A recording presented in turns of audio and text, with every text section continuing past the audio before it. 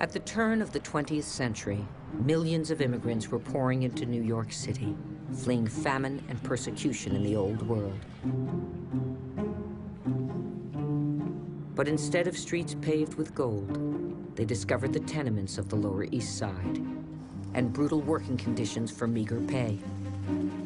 The factories ran at breakneck speed with little government regulation to ensure the workers' safety and well-being.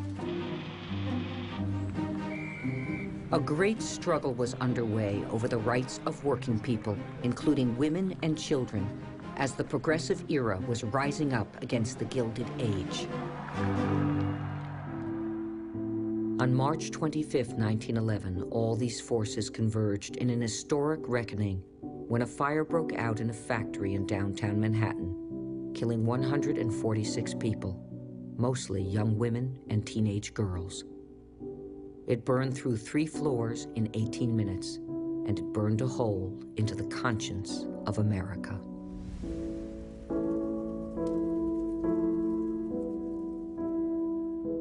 I have 2 great aunts that worked in the factory. Rosie Weiner, who was killed in the fire, and Katie Weiner, who survived the fire, both sisters of my grandmother, Minnie. My family was from Zhytomyr in Russia. They came over in steerage, suffering and miserable. But they saw the promise, much as they struggled. Rosie had a fiance. She was saving money for a farm to get out of the city. When I look at the photo, there's such a sweetness about her, just a young woman on the cusp of life. When that fire broke out, Katie told me she was actually with Rosie and then lost her in the smoke.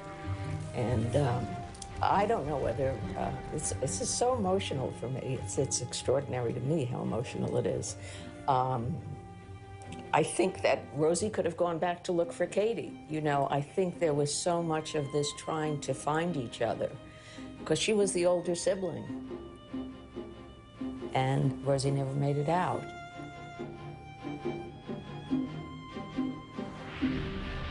The Triangle Factory was in one of the city's newest skyscrapers, just off of Washington Square Park, on the top 3 floors of the Ash Building. Up until this point, the garment industry had been spread out in tenement buildings throughout the city.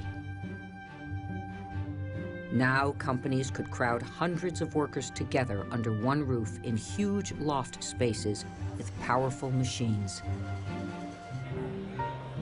For the first time, women were wearing shirtwaists, separate tops, like men. Isaac Harris and Max Blank, the owners of the Triangle Waist Company, were known as the Shirtwaist Kings and made millions from this new fashion trend.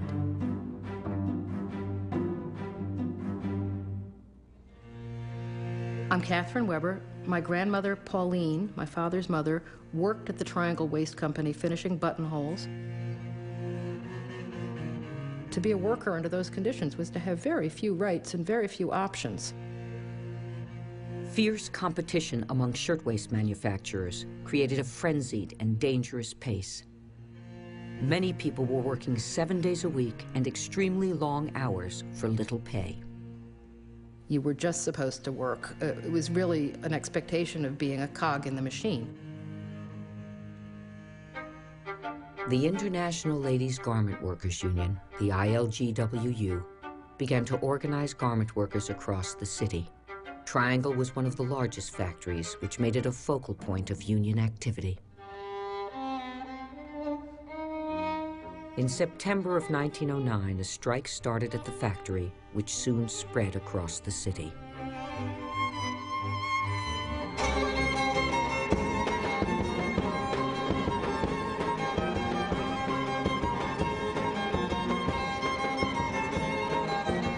The general strike of 1909 became known as the Uprising of the 20,000. It was the first large strike of women in this country, and at a time when they still didn't have the vote. The participants were mainly young immigrant girls, many of whom didn't even speak English. The strike attracted widespread attention with the help of wealthy society women like Alva Vanderbilt Belmont and Inez Milholland.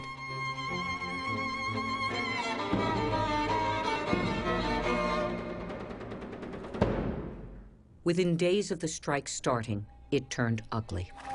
The strikers were subjected to brutal, humiliating treatment by city police and paid strike-breaking thugs. My grandmother told me a story about a policeman trying to arrest her or trying to grab her, and she got into a physical fight with him and then broke away in the confusion.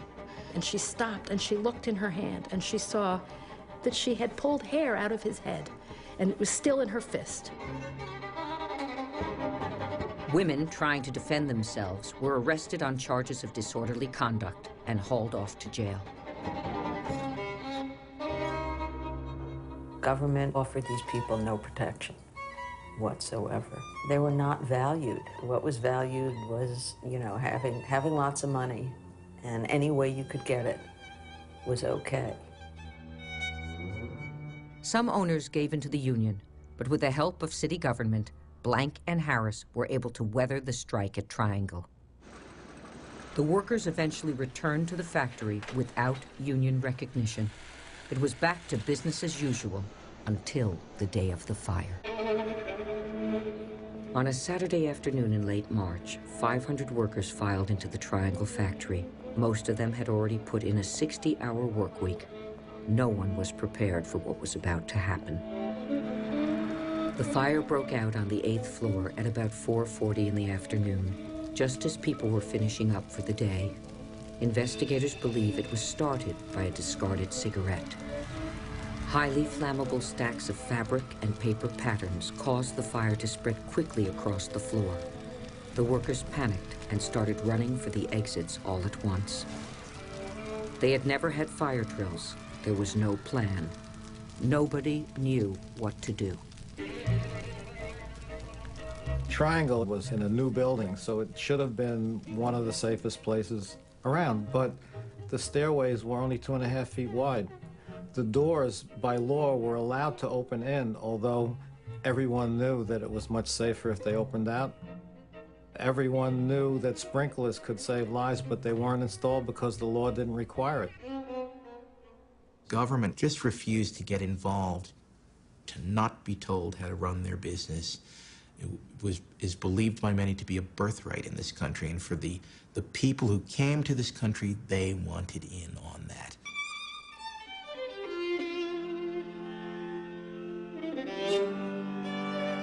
My name is Susan Harris. My maiden name was Blank. My grandfather was one of the 2 owners of the Triangle factory. My grandfather came from Russia. He always had a dream to get to America, to start a business.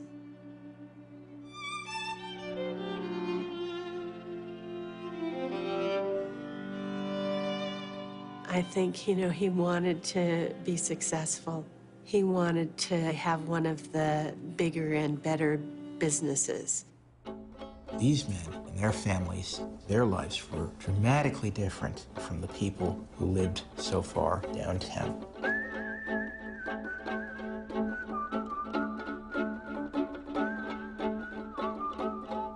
They had many servants. They had a cook, they had a housekeeper, and a governess for the children. Isaac Harris lived on 101st Street in one of these gorgeous townhouses. He's supposed to have put $100,000 into renovating this structure at a time when the average American is making between $300 and $600 per year. Now, they probably believed that they deserved it, they had earned it. It is one of the things that we tend to celebrate, the idea that people can come here with an idea and rise as high as their ambition will take them. Harris and Blank's ambition took them to the 10th floor of the Ash building. Both owners were at work the day of the fire. My Aunt Mimi, who was 4 years old at the time, and my Aunt Henrietta, who was 12 years old, came with their governess. the day of the fire to meet their dad to go shopping. Only minutes after the fire started, the 8th floor called in a frantic message to the executives on the 10th floor. They were in his office when they heard the shouts of fire. By this time, there was a lot of smoke in the 10th floor. Mimi somehow got into the elevator, and Max saw that she had a look of horror on her face, and he, at the last minute before the elevator doors closed, grabbed her out. But they managed to go up the stairway and get up to the roof.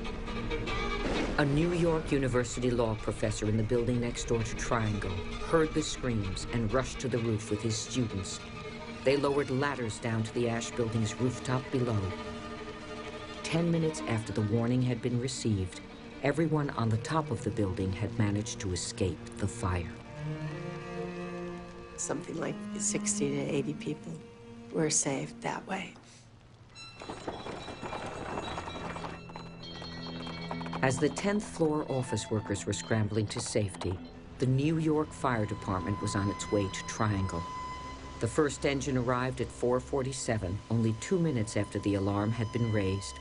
But they would be too late for many within the factory, for there had been a crucial lapse in communication that would bring catastrophic results.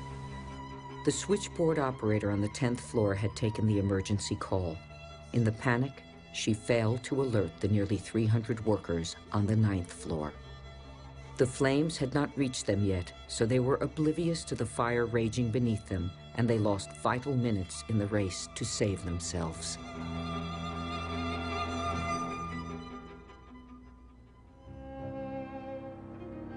My name is Vincent C. Maltese, and I am related to 3 of the people that were killed in the fire. My grandmother, Caterina, and my aunts were Lucia, she was 18, and Rosaria, she was 14. They were burned in the fire because I have the death certificates, and they didn't just say burned, they said charred. My grandmother started working in Triangle because a lot of the women in the neighborhood worked there. She was an operator, Lucia was an operator just beginning, and Rosaria was a floor girl. She used to bring the work to the people that were sewing. They worked on the 9th